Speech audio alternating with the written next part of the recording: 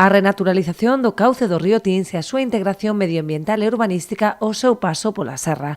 Este é o obxectivo que persegue o proxecto Renatur, que vén de arrancar en Outes. Esta mañá tiña lugar o acto de presentación institucional na Casa da Cultura.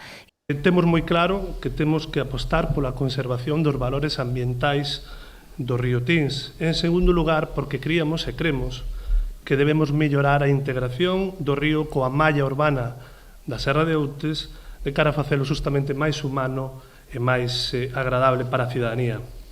E por iso nos pusemos mans á obra.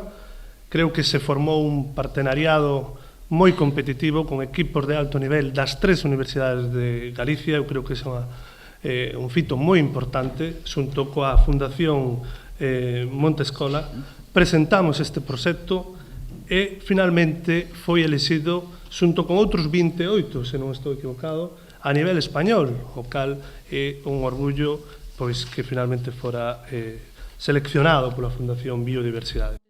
A presidenta da Fundación sinalou que o proxecto foi seleccionado posto que entronca directamente cos valores que promove o Plan de Recuperación, Transformación e Resiliencia. Me parece que este proyecto ilustra muy bien la problemática a la que tratamos de hacer frente en la Fundación Biodiversidad con esta convocatoria.